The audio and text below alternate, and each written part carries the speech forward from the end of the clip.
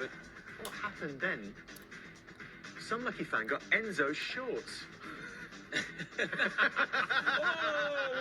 Get them straight in the washing machine on a hot wash. Did you ever throw your shorts away to the crowd, Gianfranco? No. Wasn't the case. Good victory that for Chelsea, and they needed it as well, didn't they? Let's hear from Mark Cucurella and Pedro Neto as well, with David Craig. Mark, Pedro, congratulations. Mark, given the run you'd been on, just one win in your previous 7 in the Premier League, how big is that tonight?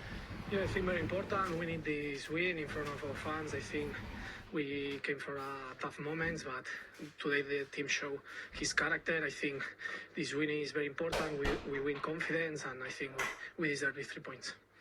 Pedro, Mark's mentioned character and confidence there. To come from behind, how much does that add to confidence at this moment? Oh, I think it was really important, after the run, like you said, that we had. I think this shows the mentality of the team, the mentality that we are here to perform and to do our best. And it was really important for us, this victory coming from behind. Mark, this is the youngest starting 11 in the Premier League. You've come in for some criticism of late, particularly when you've been in front and let leads slip. Do you think some of that's unfair on such a young team?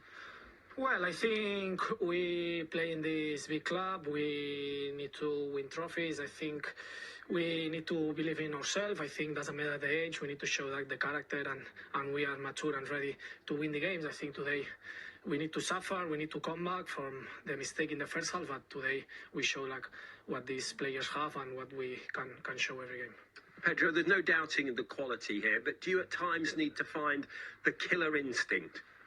I think, like you said, I think it's not about the killer instinct, In the Premier League, you cannot, like you said, in the games that we were winning, 1-0, and we let them turn around. I think it was not about killing the games. Of course, you could kill the games, but as well, we have to learn that in the Premier League. Normally, you have 4 games winning 1-0, and that is important stuff.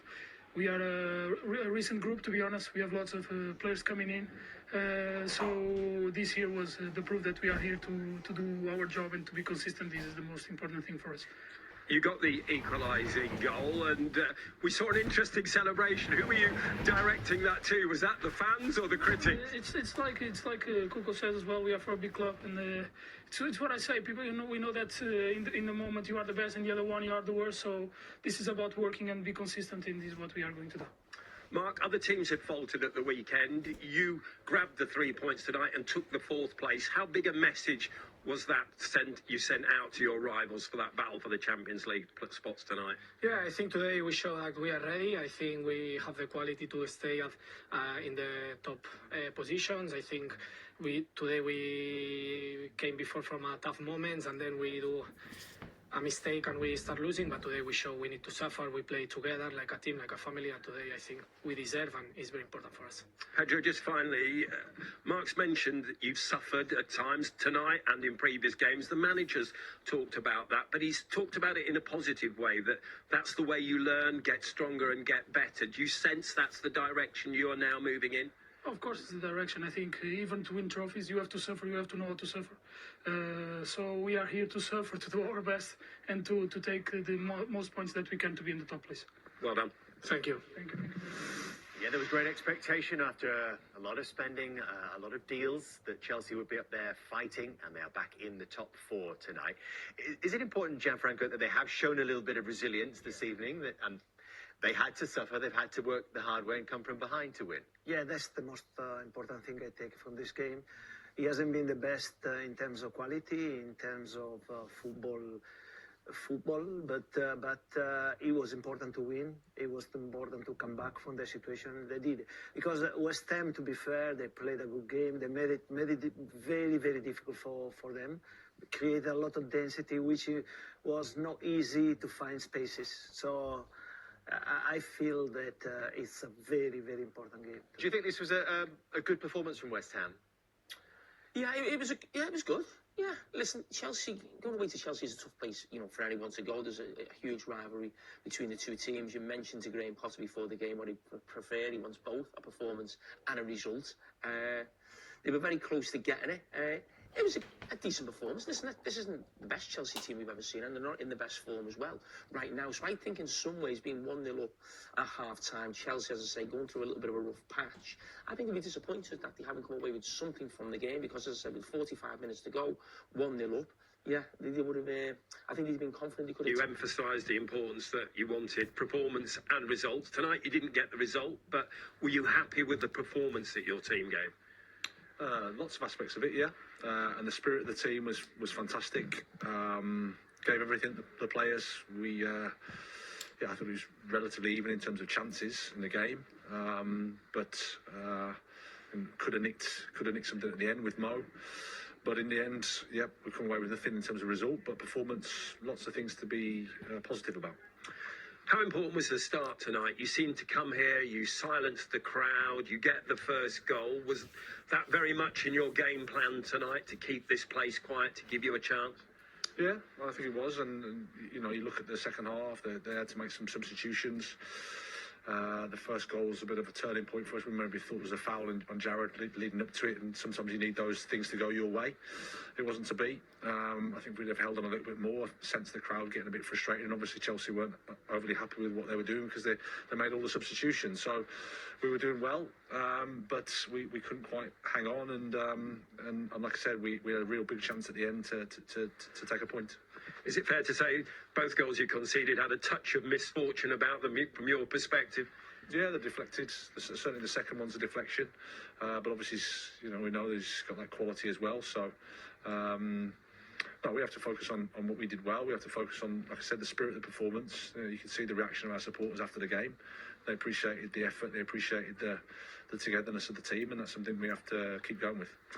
You also spoke before the game with the lads about the importance of the time you'd had on the training field, and they mentioned in commentary tonight there seemed to be more rigid West Ham, more defensive, more tighter, everybody knowing their jobs. Did you sense that was coming through as well? Well, I think you've got to be here as well, because there's a lot of talent on the pitch. Like I said, not just the starting 11, but the substitutes as well. They can bring on a lot of talented players, but I thought the shape of the team was really, really good. The effort of the team was really good. The application of everything was really good. Like I said, you need a bit of luck. Like I said, we felt a little bit unfortunate with the first goal lead up to, but it wasn't to be. We have to accept their defeat and take the positives of the performance. Recent weeks, the club's had to go to war without recognised strikers. To have Gerrard back, to have the people you brought in the building back, how much cause for optimism is that looking forward from tonight? Yeah, there was no Paqueta, no Alvarez tonight, no Somerville, no Fulkrug, no Antonio, no Todibo. So we named those players. There's quite a lot missing. So that's a lot for us in terms of positive, the performance we were able to put on, the fight we were able to give. And I'm really pleased with the players, you know, really pleased with the application, really pleased with the effort, and the spirit of the team. Something really, really, really positive. And very finally, I hope I'm going to be the last reporter to talk to you about the transfer window. Literally an hour or so to go. James Ward-Prowse, we know, Evan Ferguson. Is there anything else you're aware of, hoping of, or is the window closed at West Ham United? Is Groundhog Day over? You never know. You never know. No, I'm sure I can take some more questions, no problem. Well, I can keep asking him. It's a question of whether you can tell me anything. Well, I probably won't answer any questions, but I'm happy for you to ask the question, no problem. Would you like to get something else done? There we go. No, I think we'll see. You never know what happens in the window, but as you can see from tonight, the performance of the team in terms of the spirit, the togetherness, the understanding of what we're trying to do is there, so we have to build on that. Graham, appreciate your time. Thank you. Cheers, mate. All the best. Makes me think they might be trying to do something. I'm just trying to check my phone, see if West Ham made any late ones. It's that kind of night, isn't it? He mentioned it a couple of times, that moment for Kudus right in front of the Chelsea goal. I think maybe, though, Jamie, there was a possibility that Jared Bowen was offside in the build-up here. It would have been very nip and tuck, wouldn't it? Yeah, but as we know, we speak about, you know, defenders or goalkeepers in this situation. They don't know that. This Kudus does really well, a great team, but... Let's toss him, doing the job. Yeah, brilliant, but not just making a really good challenge, just reading the situation. You know he's going to turn, and you just get there as he takes that shot. So his actual timing to make the challenge was perfect. Does it feel like the future will be positive for West Ham United under this coach? Well, to be honest, I agree totally with the coach. They didn't get the result. The performance was very good. And when I think about this team, this performance, having back players like Paqueta, like Fulkrog, I mean, it's going to be much better, and I can see positive things happening for them. And it's going to be interesting to see as well what he does with the returning James Ward-Prowse and Evan Ferguson, who was getting so much attention just, 6 months or so ago. He's moved to West Ham United on loan from Brighton. Let's hear from Enzo Maresca now with David Craig. Enzo, given what we discussed before the game, that perhaps things hadn't been going your way in recent matches, how big a result is that tonight for you? Yeah, huge. The reason why is because, first of all, it was a tough game, especially mentally, because it's never easy when teams come here and they wait, they sit back. You need to be patient. You know, there is no space, there is not where we can attack, so you have to move the ball and wait for the right moment, and it's not easy. And then I think we shot more than 10 times first half. Unfortunately, we missed the target, and then they score, so it's not easy. And second half we come back, but overall I think we completely deserve to win the game. How concerned were you, particularly in the first half, the way West Ham came here, they silenced your crowd, they seemed at times to really frustrate you and leave your players wondering how to get out of the situation they were facing? Yeah, exactly. As you said, it's something that we need to improve. They were just waiting for our mistake, for counter-attacker, you know, these kind of things. You need to be patient. Don't get frustrated. You need to continue. And as I said, I think overall between first half and second half, we deserve to win the game.